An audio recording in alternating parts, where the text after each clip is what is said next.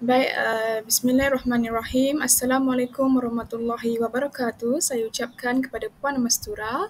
Pada hari ini saya akan membentangkan tugasan kedua persembahan digital GPPP 1092 Pengantar Pengajian Pendidikan.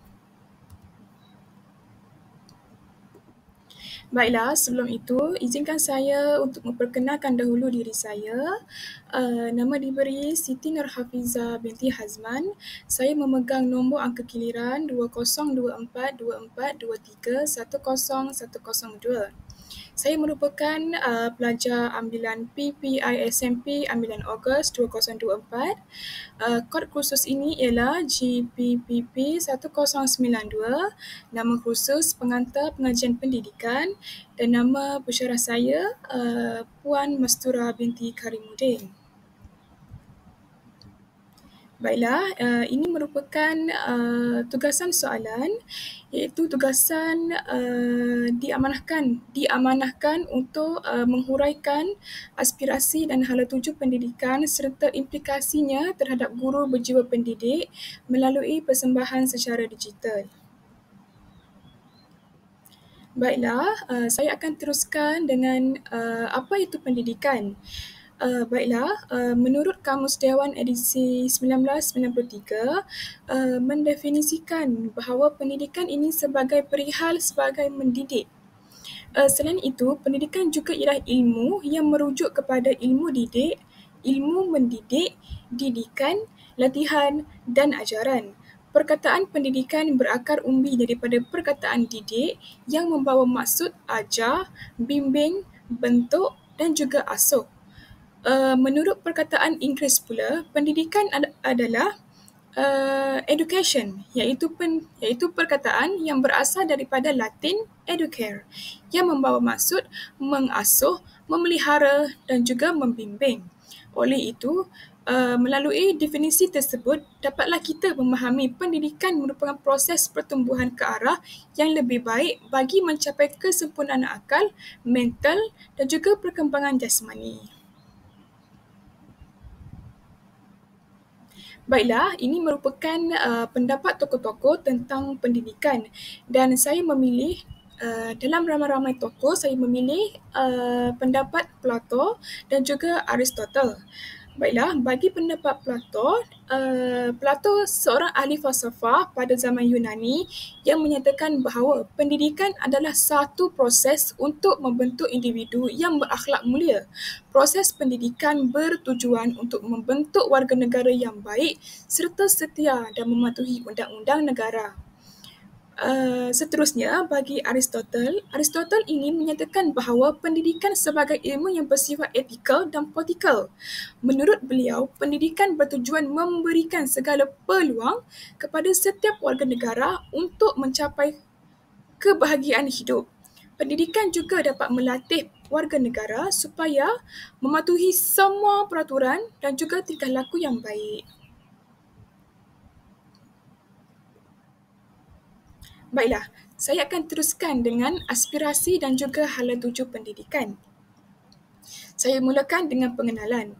Selepas kemerdekaan, Malaysia terus berusaha untuk membina sistem pendidikan negara yang berajang Malaysia. Misi dan matlamat dibina untuk menyemarakkan lagi perpaduan dalam kalangan rakyat, menjadikannya rakyat Malaysia yang saintifik serta progresif, menghasilkan masyarakat yang memiliki daya perubahan yang tinggi dan memandang ke masa hadapan, menjadi mahir dalam penggunaan teknologi dan akhir sekali menyumbang kepada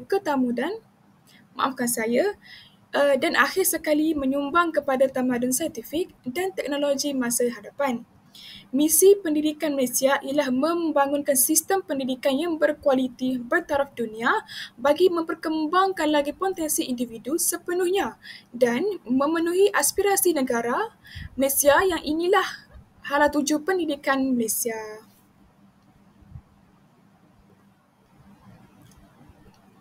Baiklah, saya akan teruskan dengan standard kualiti pendidikan Malaysia iaitu SKPM 2010.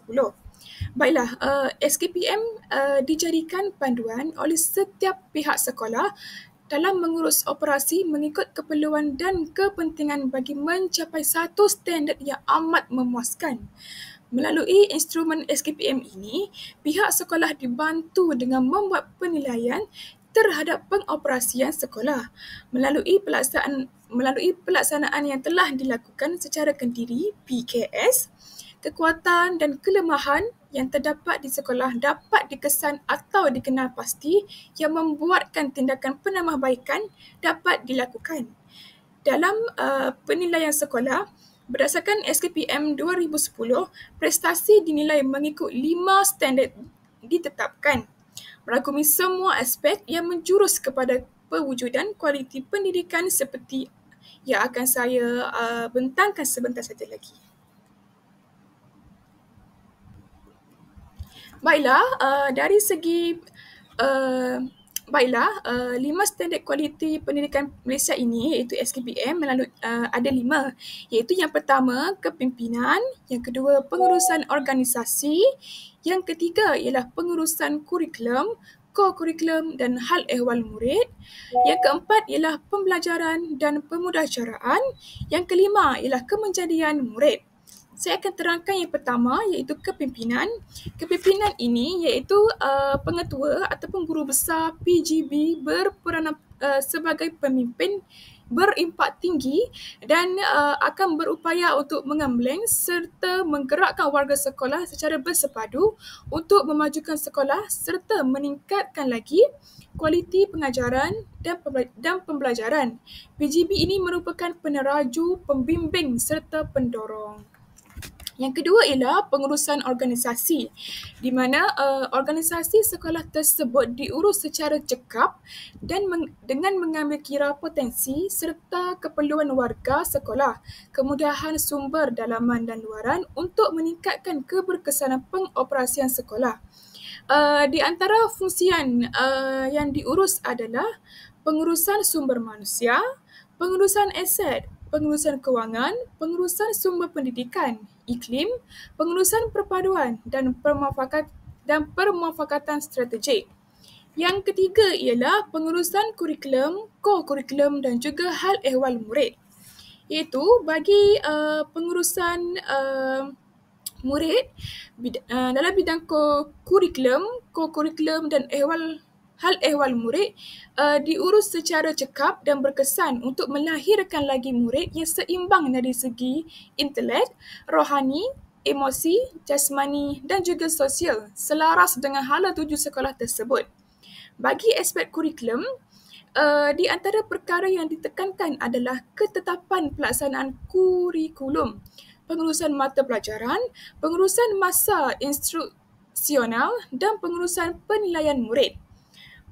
Seterusnya, bagi ko-kurikulum, perkara yang ditekankan ialah ketetapan pelaksanaan ko-kurikulum, pengurusan kelab, persatuan, pengurusan badan beruniform, pengurusan sukan dan permainan, pengurusan sukan untuk semua dan pengurusan pentadbiran ko-kurikulum. Seterusnya, bagi hal ehwal murid pula, perkara yang ditekankan ialah ketetapan pelaksanaan hal ehwal murid iaitu pengurusan disiplin murid, pengurusan keselamatan murid, pengurusan kesihatan murid, pengurusan bantuan pelajaran murid dan pengurusan perkhidmatan bimbingan dan juga kaunseling. Bagi yang keempat iaitu pembelajaran dan pemudaharaan, iaitu guru berperanan sebagai pemudahacara dalam pembelajaran dan pengajaran, di mana berkesan untuk memperkembangkan potensi murid secara menyeluruh dan pencapaian murid pada tahap optimum secara berterusan. Di mana yang ditekankan ialah guru sebagai perancang, guru sebagai pengawal, guru sebagai pembimbing dan guru juga sebagai pendorong dan akhir sekali guru sebagai penilai dan murid sebagai pembelajar yang aktif. Yang kelima iaitu kemenjadian murid, di mana murid yang dididik secara holistik dalam pengurusan sekolah yang cekap berupaya untuk mencapai potensi diri yang sepenuhnya. dalam penguasaan pengetahuan dan kemahiran, berketerampilan, berakhlak mulia, bertanggungjawab dan berkeupayaan mencapai kesejahteraan diri. Yang difokuskan adalah kemenjadian murid dalam akademik, kemenjadian murid dalam co-curriculum dan kemenjadian murid dalam sasiah murid. Seterusnya, baiklah, saya akan teruskan lagi dengan Pelan Pembangunan Pendidikan Malaysia PPPPM 2013 hingga 2025. Kementerian Pendidikan Malaysia KPM telah menghasilkan Pelan Pembangunan Pendidikan Malaysia PPPM 2013 hingga 2025 bagi menyediakan pendidikan yang terbaik untuk semua murid. PPPM ini dilaksanakan untuk meningkatkan lagi prestasi murid sejajar dengan standard pendidikan antarabangsa, meningkatkan pandangan ibu bapa serta masyarakat terhadap dasar pendidikan negara dan mempersiapkan generasi muda Malaysia untuk menghadapi keperluan pada abad ke-12. Seterusnya, pelan ini berfokuskan kepada pembangunan dan perkembangan serta menambah baik sistem pendidikan secara berterusan.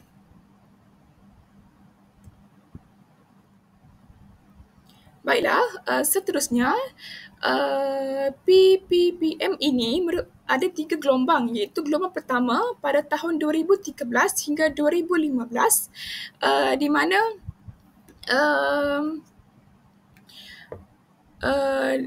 iaitu bertujuan untuk mengubah sistem dengan memberi sokongan kepada guru dan juga memberi fokus kepada kemahiran utama.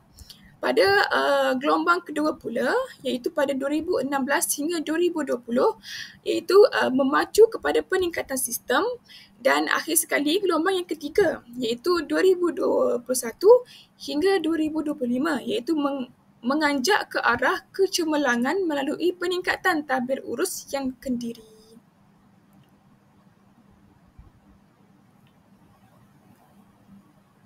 Seterusnya, baiklah, saya akan teruskan dengan 5 aspirasi, iaitu 5 aspirasi sistem pendidikan Malaysia. Kita ada 5, iaitu yang pertama dari segi akses, kedua kualiti, ketiga equity, keempat perpaduan, kelima ialah kecekapan. Baiklah, yang pertama iaitu akses. Akses ini di mana setiap kanak-kanak warga negara Malaysia berhak untuk mendapatkan kesamarataan peluang pendidikan untuk membolehkan mereka mencapai potensi masing-masing.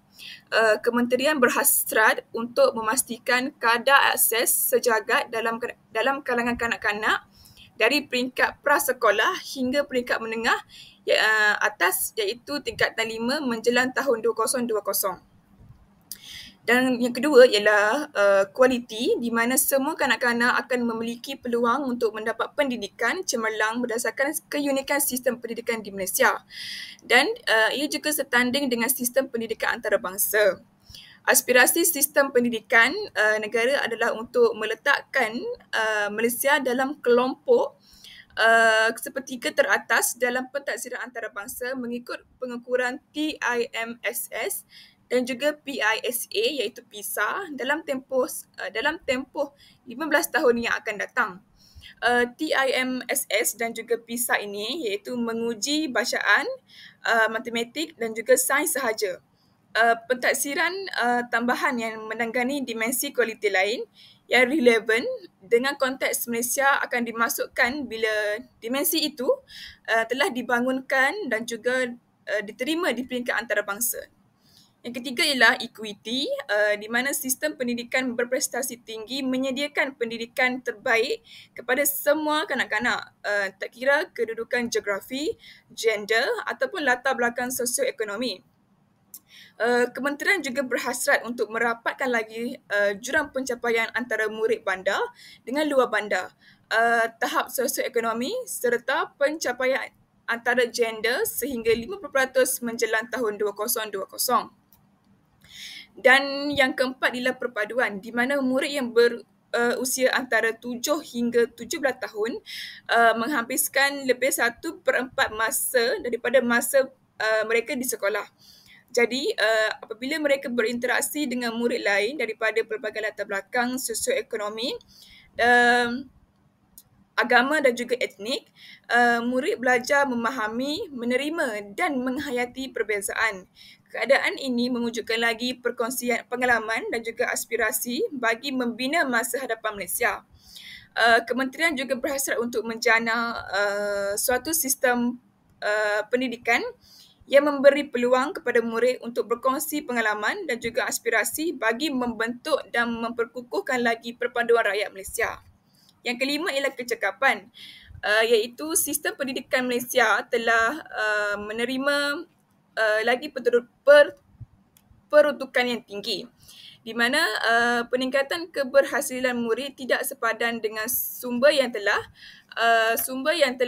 mereka salurkan ke dalam sistem, di mana walaupun kerajaan akan terus mengekalkan tahap pelaburan semasa, Kementerian Pendidikan berhasrat untuk memaksimumkan keberkesanan murid mengikut tahap peruntukan masa.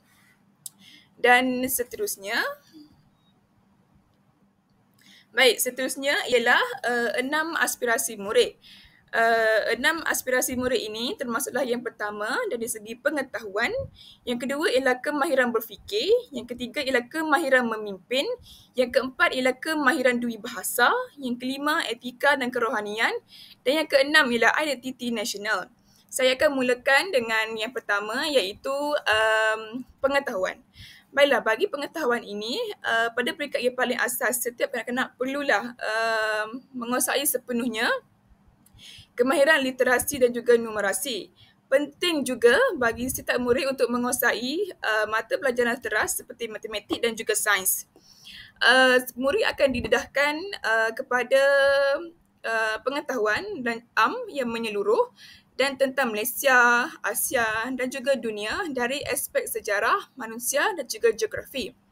Murid juga digalakkan untuk mengembangkan lagi pengetahuan dan kemahiran dalam bidang lain seperti seni, muzik dan juga sukan. Bagi yang kedua ialah kemahiran berfikir, iaitu setiap individu akan belajar bagaimana untuk memperoleh ilmu pengetahuan sepanjang kehidupan mereka untuk membolehkan mereka menghubungkan pelbagai disiplin ilmu dan mencipta ilmu yang baru. Murid juga perlu menguasai pelbagai kemahiran kognitif termasuk penaklukan dan juga pemikiran kreatif serta inovatif. Dan bidang ini kurang diberikan perhatian selama ini kerana kurang diambil perhatian di mana telah menyebabkan murid kurang berupaya untuk mengaplikasikan ilmu pengetahuan serta berfikir secara kritis di luar konteks akademik. Baiklah, yang ketiga ialah berkemahiran memimpin, di mana dunia sekarang saling menghubung kait. Jadi dapat dilihat di sini kebolehan untuk memimpin dan bekerja dengan orang lain secara lebih berkesan menjadi amat penting. Jadi sistem pendidikan negara akan membantu setiap murid untuk mencapai potensi sepenuhnya dengan mewujudkan lagi peluang yang formal dan tidak formal untuk bekerja secara berpasukan dan mengamalkan ciri kepimpinan. Dan dalam konteks sistem pendidikan, kepimpinan terdiri daripada 4 dimensi, iaitu keusahawanan, berdaya tahan, kecerdasan emosi dan juga kemahiran berkomunikasi yang berkesan. Baiklah, yang seterusnya ialah kemahiran dui bahasa, di mana setiap individu murid akan menguasai bahasa Malaysia sebagai bahasa kebangsaan, di mana bahasa perpaduan serta bahasa Inggeris sebagai bahasa komunikasi antarabangsa. Sekurang-kurangnya tahap minimum dengan tahap penguasaan murid ini, selepas menamatkan persekolahan, murid sepatutnya berupaya untuk menggunakan bahasa Malaysia dan bahasa Inggeris dalam persekitaran kerja. Di samping itu, kementerian menggalakkan semua murid mempelajari bahasa lain seperti bahasa sebagai bahasa tambahan, iaitu contoh bahasa Perancis ke, bahasa Cina ke, bahasa Mandarin ke dan juga bahasa-bahasa lain. Baiklah, seterusnya dari segi etika dan juga kerohanian, di mana Sistem pendidikan akan memupuk etika dan kerohanian dalam setiap individu murid bagi menghadapi cabaran yang akan datang yang akan ditempuhi ketika dewasa agar mereka boleh menyelesaikan konflik secara harmoni, bijak dalam membuat pertimbangan, berpegang kepada prinsip bila mereka berada dalam situasi yang kritikal serta berani melakukan yang betul. Sistem pendidikan ini juga berhasrat untuk membentuk individu penyayang dan yang menyumbang kepada kesejahteraan komuniti dan negara. Baiklah, seterusnya dari segi identiti nasional, di mana identiti nasional yang dikukuh melalui penghayatan prinsip rukun negara amat diperlukan untuk memperoleh kejayaan dan bagi masa depan Malaysia. Setiap orang murid akan berbangga dikenali sebagai rakyat Malaysia tanpa mengira etnik, agama ataupun status sosioekonomi. Semangat patriotik akan dipupuk dalam setiap individu murid dengan cara pemahaman terhadap sejarah negara dan berkongsi aspirasi yang sama untuk masa depan negara. Dan untuk mewujudkan identiti nasional yang sebenar, semangat keterangkuman yang teguh amatlah diperlukan dan identiti nasional akan dapat dicapai dengan belajar memahami dan menerima kepelbagaian serta menghayati kepelbagaian. Baiklah, seterusnya dari segi implikasi aspirasi hala tuju pendidik terhadap guru berjiwa pendidik, di mana yang pertama, peningkatan profesionalisme guru melalui latihan dan juga pembangunan kompetensi, di mana guru berjiwa pendidik perlu sentiasa meningkatkan kemahiran dan ilmu bagi memastikan perkara relevan dengan perkembangan pendidikan semasa.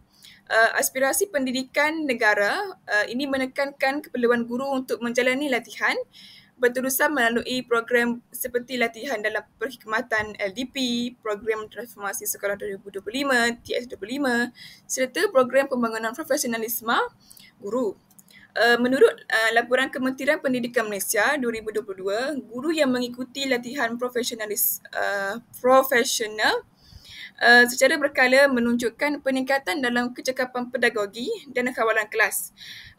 Program pembangunan guru juga menekankan kemahiran pengajaran abad ke-21 iaitu PAK21 termasuk penggunaan teknologi digital, pembelajaran berpusatkan pelajar dan kaedah pengajaran berinovasi.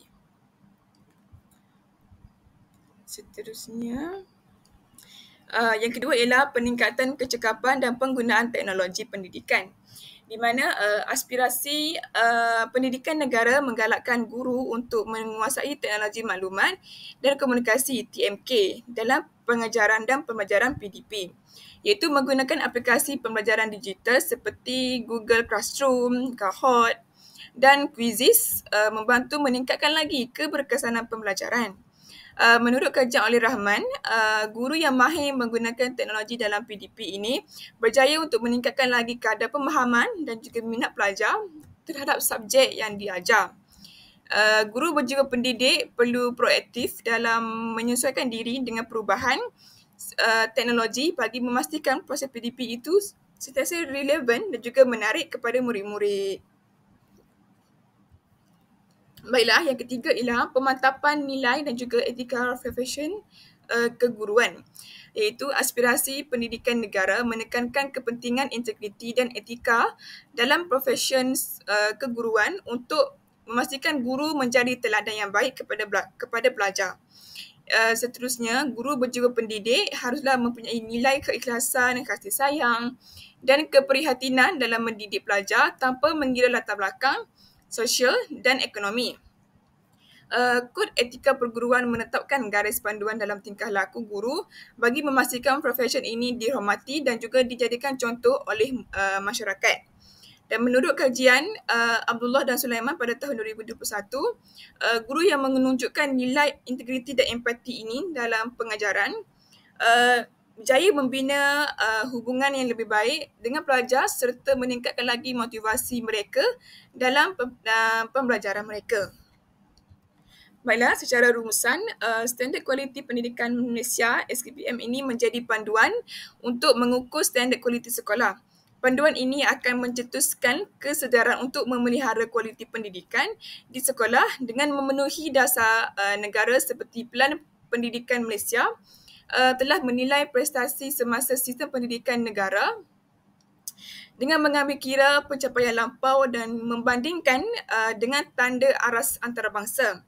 Dan pelan ini melangkahkan visi sistem pendidikan dan aspirasi murid yang dapat memenuhi keperluan semua aspirasi pendidikan negara tercapai. Ini merupakan sumber rujukan saya. Sekian sahaja perbincangan saya pada hari ini.